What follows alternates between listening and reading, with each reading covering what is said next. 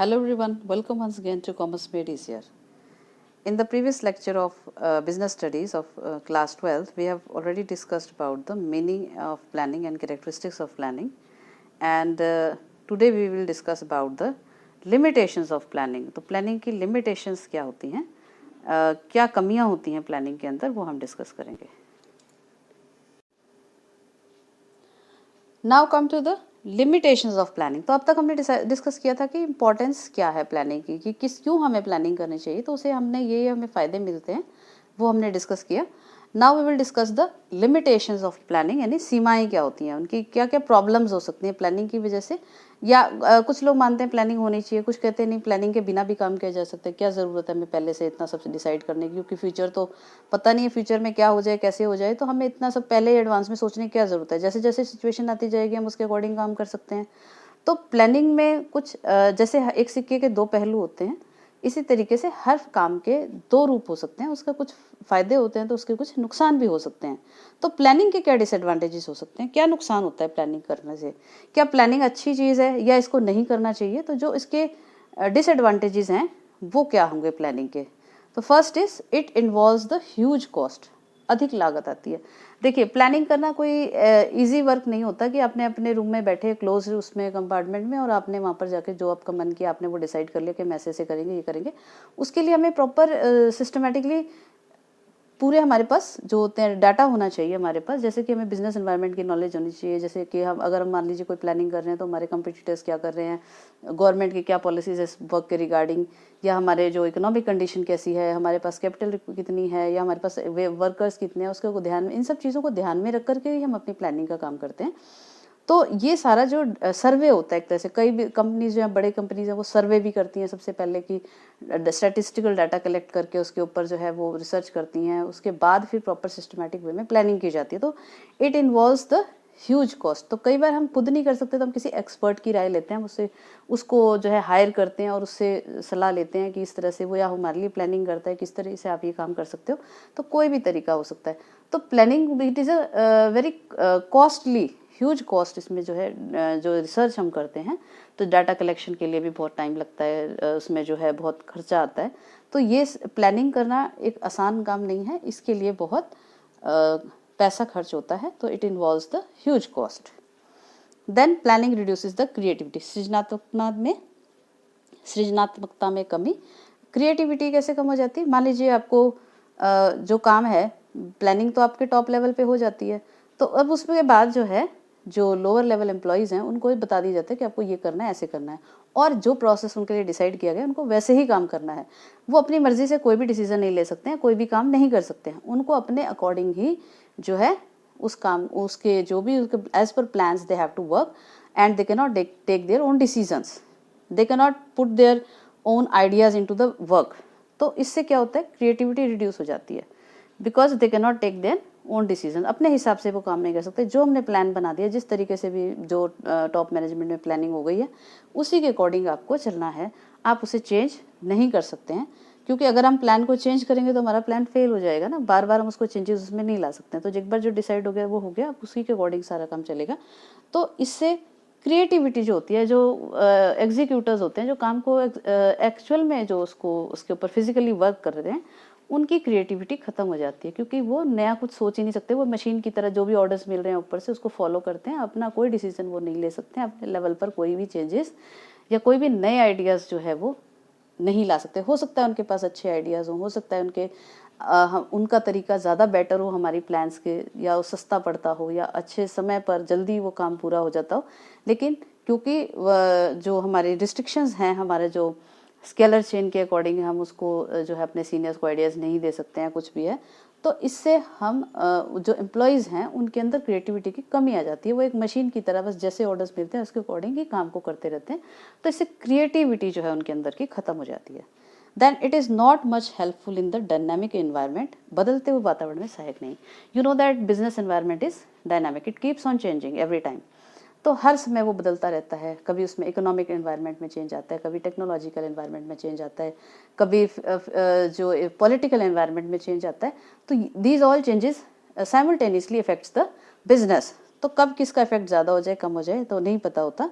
तो प्लान हमने जिस समय बना रहे हैं उस समय जिस तरह का बिजनेस एनवायरनमेंट हम उसको ध्यान में रख के बना रहे हैं, लेकिन फ्यूचर में जैसे अचानक से कोई चेंजेस हो जाएंगे तो फिर हम उसमें हमारा प्लान जो होता है वो फेल हो जाता है।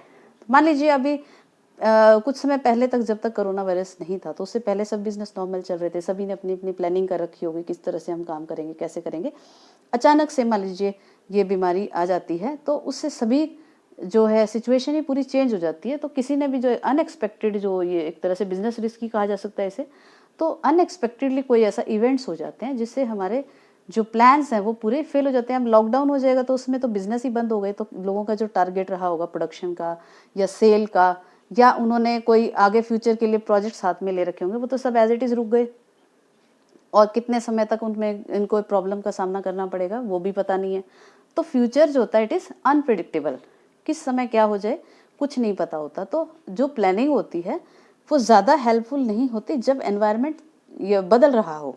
डायनामिक इन्वायरमेंट में चेंजेस हैं, आज जैसे पॉलिटिकल सिचुएशंस हैं वो आगे नहीं होंगी, पॉलिटिकल सिचुएशन हो गई या टेक्नोलॉजिकल हो गई, कोई भी जो हमने डायमेंशंस पढ़े the elements of business environment, उनमें लगातार बदलाव होता रहता है और उसका असर जो होता है वो हमारे बिजनेस के ऊपर इफेक्ट करता है। तो प्लानिंग जिस समय हम कर रहे हैं उसमें हमें फ्यूचर की जो एक्सपेक्टेड सिचुएशंस हो सकती हैं उनको भी ध्यान में रखना पड़ता है। यदि नहीं रख सकते हैं तो फिर वो प्लानिंग जो होती है हमारे ज़्यादा मदद नहीं कर सकती है और हमारे ज़्यादा काम की भी नहीं रहती है। तो it is not much helpful in the changing environment. Then next limitation is planning is a time consuming process. तो हमें ऊपर डिस्कस किया था ऑलरेडी कि हमें बहुत सारा रिसर्च करना पड़ता है प्लानिंग से पहले कि क्या क्या चल रहा है, मार्केट का सर्वे हमें करना है, कंपटीटर्स के बारे में जानना है, गवर्नमेंट पॉलिसीज़ के बारे में जानना है, जो लेटेस्ट टेक्नोलॉजिकल चेंजेस हैं, लोगों कस्टमर्स की डिमांड्स के बारे में जानना है। तो इसके लिए हमें पूरा प्रॉपर सर्वे करना होता है। उसके बाद ही हम फिर सोचते हैं, डिसाइड करते हैं कि हम क्या प्लान करेंगे आगे, किस हिसाब से हमें काम करना है। तो उसके लिए जो है वो कॉस्टली तो है ही, साथ में it is very time consuming process, बहुत सोच विचार के, क्योंकि एक बार आपने जो प्लान बना लिया तो planning is generally done for 1 year basically. तो उसमें हम अगर हम प्रॉपरली सोच समझ के डिसाइड नहीं करेंगे तो हमारा को फ्यूचर में लॉस हो सकता है या फ्यूचर में हमें प्रॉब्लम्स का सामना करना पड़ सकता है। तो we have to think very deeply before making any plan. तो it is very time consuming process, तो इन सब में बहुत समय लगता है।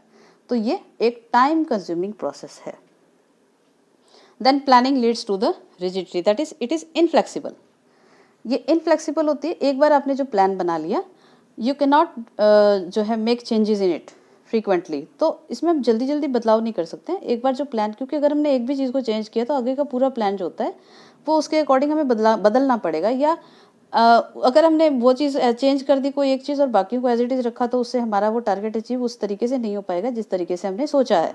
तो it leads to the rigidity. We have to strictly follow a plan in order to achieve the target. हम उसमें कोई भी बदलाव नहीं कर सकते हैं, छुटपुट बदलाव किए जा सकते हैं लेकिन major changes can not be done in the plans. So it is plans are generally rigid. Then next limitation is it does not guarantee 100% success. सफलता की 100% गारंटी कभी भी नहीं होता प्लानिंग से, कि आपने एक बार प्लान बना लिया और आप ये सोचें कि 100% हमें सफलता मिलेगी ही मिलेगी, ये कभी भी संभव नहीं है। क्योंकि प्लानिंग जो है वो सिर्फ हमें गाइडेंस देता है, एक हेल्प करता है, लेकिन जो चेंजिंग एनवायरनमेंट होता है, बदलता हुआ वातावरण है, और किस तरीके से हमने प्लान तो आपने बहुत अच्छा बना लिया लेकिन आपने उसको एग्जीक्यूट कैसे किया, किस तरह से आपने उस पर फिजिकली एक्चुअली वर्क किया है, वो बहुत ज़्यादा मायने रखता है। उसमें जो भी काम करने वाले लोग हैं उनकी जो एक्सपीरियंस है, नॉलेज है, आपके काम करने का तरीका है, टाइमली आपने जो है काम शुरू किया नहीं किया, किस तरीके से आप अपने काम को सीरियसली ले रहे हैं या नहीं ले रहे हैं, बहुत सारे फैक्टर्स होते हैं जो किसी भी प्लान के सक्सेस के ऊपर डिपेंड करते हैं कि वो सक्सेसफुल होगा या नहीं होगा। तो सिर्फ प्लान बना लेना इज़ नॉट सफिशेंट, उसके ऊपर सही तरीके से काम करना भी उतना ही ज़रूरी है। तो प्लान बना लेना सिर्फ इस बात की गारंटी नहीं होता है कि आपने अच्छा प्लान बनाया कि आपको 100% सफलता मिलेगी ही मिलेगी, ये श्योर नहीं है। तो मान लीजिए आपने प्लान बना लिया कि मैं अपने एक टाइम टेबल बना लिया, दैट इज़ ए प्लान, कि इतने बजे से इतने बजे तक मुझे ये सब्जेक्ट पढ़ना है, इतने बजे तक इतने बजे मुझे ये सब्जेक्ट पढ़ना है, इतने टाइम मुझे एक्सरसाइज करनी है, इतने टाइम मुझे जो है टीवी देखना है, इतने टाइम मुझे जो है फिर पढ़ाई करनी है। ये जो भी आपने अपना प्लान बनाया है, अगर आप उसको स्ट्रिक्टली फॉलो नहीं करोगे तो आपको वो सक्सेस नहीं मिलेगी।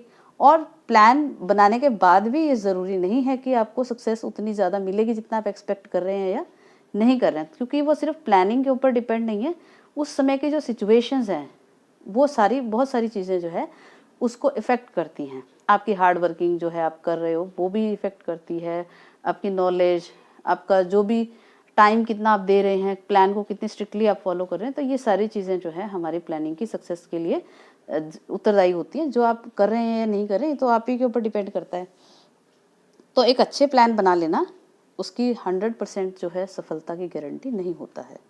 देन लास्ट जो लिमिटेशन ऑफ प्लानिंग है that is it depends upon the knowledge and experience of the planners, that is manager. तो जो भी प्लानिंग का वर्क करता है वो कितना नॉलेज है, कितना एक्सपीरियंसड है, उसको काम का कितना तजुर्बा है, ये बहुत ज़्यादा डिपेंड करता है प्लानिंग की सक्सेस के ऊपर। तो काम सक्सेसफुल होगा या नहीं होगा। अब आप किसी नए व्यक्ति को जिसने वो काम कभी किया ही नहीं है, आप उसको दे देंगे प्लान बनाइए आप, तो वो क्या प्लान बनाएगा, उसे तो कुछ भी नॉलेज नहीं है उस चीज़ के बारे में। और जितना जो पुराना मैनेजर होगा या जितना पुराना एक्सपीरियंस होगा, उसने बहुत तरीके के उतार चढ़ाव उसमें बिजनेस में देखे होंगे, तो उन सब चीज़ों को उसे अपने एक्सपीरियंस से पता होता है कि ये इस तरह की चीज़ें हैं जो इसमें प्रॉब्लम क्रिएट कर सकती हैं। तो उसके हिसाब से वो एडवांस में ही प्लानिंग करेगा और अपने जो फ्यूचर में जो भी उसकी प्रिडिक्शन जो है फ्यूचर की, वो प्रॉपरली कर पाएगा कि फ्यूचर में ये चीज़ें हो सकती हैं, इस तरह के नुकसान हो सकते हैं, इस तरह के फ़ायदे हम ले सकते हैं, क्या हमें करना चाहिए पर्टिकुलर सिचुएशन में। तो प्लानिंग की सक्सेस जो होती है it very much depends upon the knowledge and experience of the planner.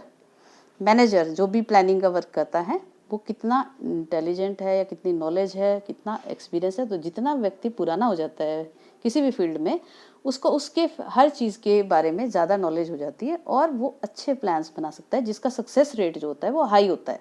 तो अगर वो एक्सपीरियंस नहीं होगा तो प्लानिंग कितनी भी वो कर ले, वो प्रॉपरली प्रिडिक्शन नहीं कर पाएगा फ्यूचर के लिए, तो वो अच्छे प्लान्स बना ही नहीं सकता है।